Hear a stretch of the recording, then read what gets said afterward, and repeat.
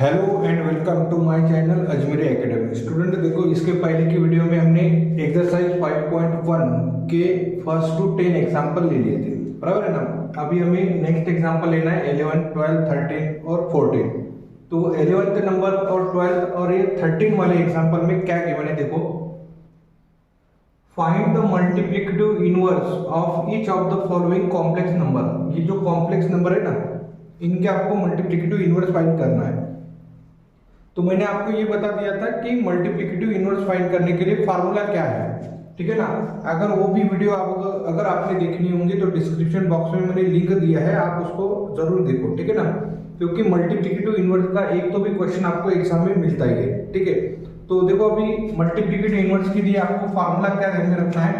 Formula है ये z inverse equals to z conjugate divided by modulus of z का whole square. ये formula है।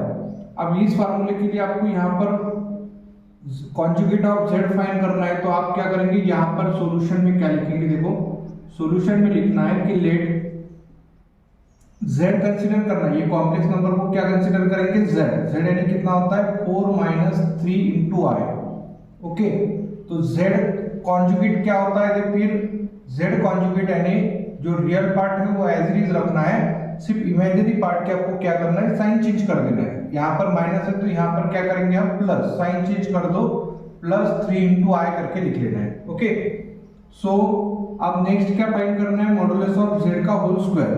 तो पहले आप मॉडुलस ऑफ z फाइंड करो, और मॉडुलस ऑफ z यानी क्या होता है, square root of real part का स्क्वायर कर दो। रियल पार्ट यानी 4 का whole square plus imaginary part का स्क्वायर कर दो। इमेजिनरी पार्ट क्या है, -3 और -3 का होल स्क्वायर यहाँ पर कर देना है। ओके, अब यहाँ पर इसको सिंप्लीफाई करो, कितना आता है देखो, सिंप्लीफिकेशन करने के बाद 4 का स्क्वायर यानी 16 होता है, प्लस -3 का स्क्वायर कितना हो जाएगा 9। इस टाइप में हम इसको सॉल्व कर सकते हैं। और ये जो है 16 + 9 यानी कितना होता है 25। तो यहाँ पर लिख लिया हमने 25। लेकिन ये तो आपको मॉडुलस ऑफ z मिला है, आपको मॉडुलस ऑफ z का होल स्क्वायर होना, तो आप क्या करेंगे, मॉडुलस ऑफ z का होल स्क्वायर लिख लेंगे। ओके, तो इसका अगर स्क्वायर करते हैं, स्क्वायर रूट ऑफ 25 का होल स्क्वायर कर लेना पड़ेगा। स्क्वायर रूट स्क्वायर कैंसिल, तो आंसर क्या मिलेगा हमें, 25 मिलेगा। तो इस टाइप में आप ये सारी पहले वैल्यूज फाइंड कर लेंगे। ओके, अब क्या करेंगे हम, यहाँ पर ये हो जाएगा इसका कॉम्प्लेक्स, ये हो जाएगा इसका inverse, multiplicative inverse. So therefore multiplicative inverse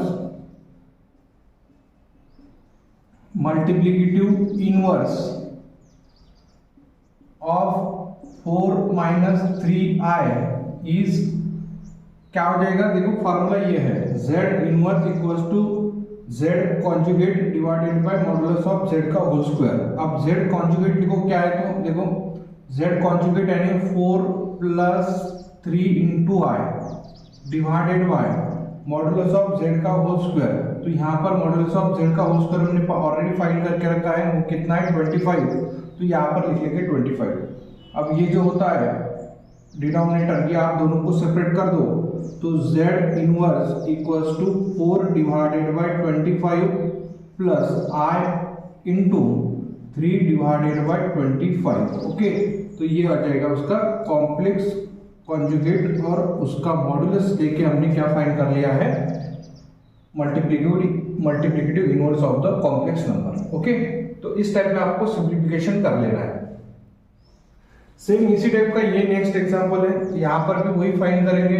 आपको यहाँ पर भी मल्टीप्लिकेटिव इनवर्स ही फाइंड कर लेना है, ठीक है ना। तो मल्टीप्लिकेटिव इनवर्स फाइंड करने के लिए देखो कैसे सॉल्व करेंगे। तो स्टूडेंट देखो, मल्टीप्लिकेटिव इनवर्स फाइंड करने के लिए हमें यहाँ पर भी वही सॉल्व करना है। पहले आपको इसको z इक्वल्स टू कंसीडर करेंगे, तो आप यहाँ पर लिखेंगे let z equals to √5 + 3 × i। Okay, अब क्या करेंगे, आप यहाँ पर सबसे पहले मॉडुलस ऑफ z फाइंड कर लेंगे। ओके, तो आप यहाँ पर पहले z बार फाइंड कर लेंगे, तो z कॉन्जुगेट इक्वल्स टू √5 और प्लस है तो आप साइन चेंज कर देंगे इमेजिनरी नंबर की, तो -3i होता है। यहाँ पर क्या करेंगे हम, मॉडुलस ऑफ z फाइंड कर लेंगे। मॉडुलस ऑफ z यानी क्या होता है, रियल पार्ट का स्क्वायर और इमेजिनरी पार्ट का स्क्वायर। ओके, तो रियल पार्ट का स्क्वायर यानी रूट ऑफ 5 का स्क्वायर कितना होता है 5 होता है, तो आप यहाँ पर क्या लिखेंगे 5। अब यहाँ पर देखो 3 का स्क्वायर कितना होता है 9, तो यहाँ पर लिख लो 9। अब इन दोनों की एडिशन कितनी होती है 14, तो रूट ऑफ 14 आंसर मिलेगा। लेकिन आपको इसका स्क्वायर होना, ओके, तो मॉडुलस ऑफ z का होल स्क्वायर यानी रूट ऑफ 14 इसका आपको होल स्क्वायर कर लेना है। स्क्वायर स्क्वायर रूट कैंसल, सो आपको क्या मिलेगा 14 मिल जाएगा। ओके, इस टाइप में आप सॉल्व कर सकते हैं। देखो सेम इसी टाइप में हमने ये सॉल्व कर लिया। अभी मल्टीप्लिकेटिव इनवर्स ऑफ ये नंबर का आपको मल्टीप्लिकेटिव इनवर्स लेना है, ठीक है ना। तो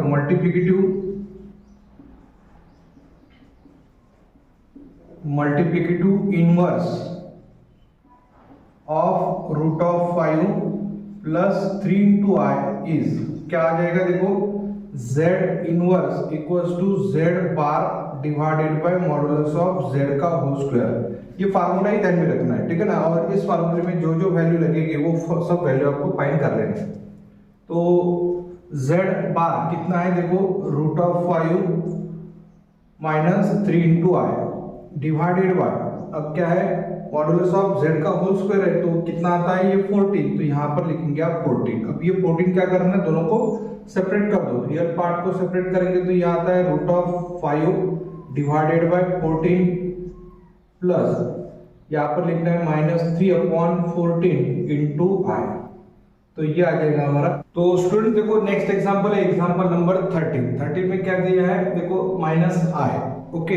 तो इसको आपको क्या करना है, इसका मल्टीप्लिकेटिव इनवर्स फाइंड कर लेना है। तो मल्टीप्लिकेटिव इनवर्स फाइंड करने के लिए आपको सबसे पहले इसको z इक्वल्स टू कंसीडर कर लेना है। तो let z equals to -i, यहाँ पर इमेजिनरी पार्ट है लेकिन रियल पार्ट क्या है 0 है, तो 0 समझ लो आप, ठीक है ना। यहाँ पर z बार फाइंड करेंगे तो real part as it is रखना है, 0 है तो 0 ही रखेंगे, और जो इसका इमेजिनरी पार्ट की साइन चेंज कर दो। यहाँ पर कितना है -i, तो यहाँ पर क्या करेंगे आप +i करके लिख लेना। बाद में आपको क्या करना है modulus of z, okay, modulus of z find करते समय square root of real part का स्क्वायर यानी 0 का स्क्वायर, और यहाँ पर 1 होता है, ठीक है ना। इसका मतलब क्या करेंगे -1 का होल स्क्वायर कर देना है। तो 0 का स्क्वायर 0 होता है, -1 का स्क्वायर 1 होता है, तो 0 + 1 यानी कितना होता है 1, और स्क्वायर रूट ऑफ 1 यानी क्या लिखेंगे हम 1 लिखेंगे। अब इसका आप स्क्वायर कर लो तो z स्क्वायर इक्वल्स टू 1 का स्क्वायर कितना होता है 1 ही होता है, तो 1 लिख लेंगे, ओके। तो आप क्या लिखेंगे फार्मूले में, द मल्टीप्लिकेटिव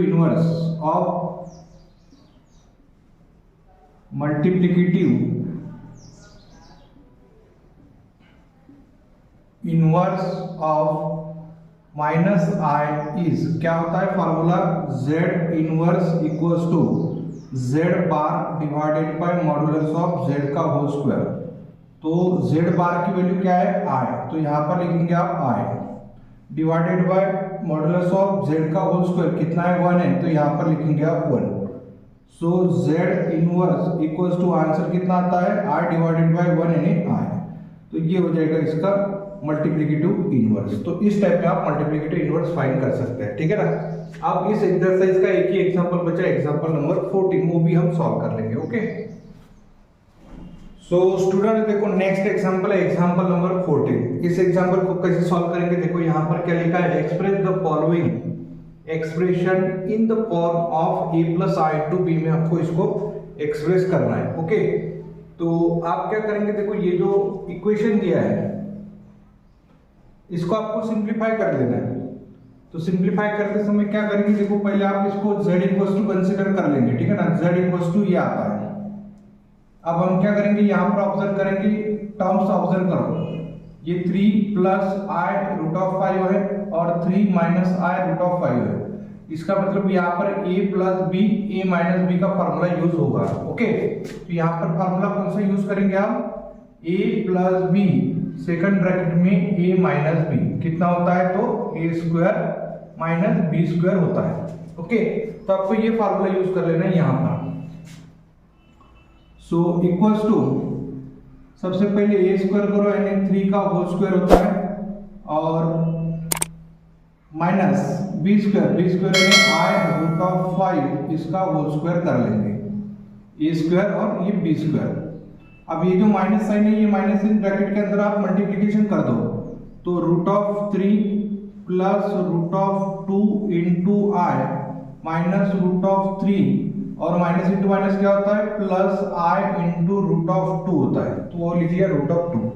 यहाँ पर ये √3 कैंसिल होता है, तो डिनोमिनेटर में क्या बचेगा √2i यानी 2 टाइम्स √2i ऐसे मिलेगा।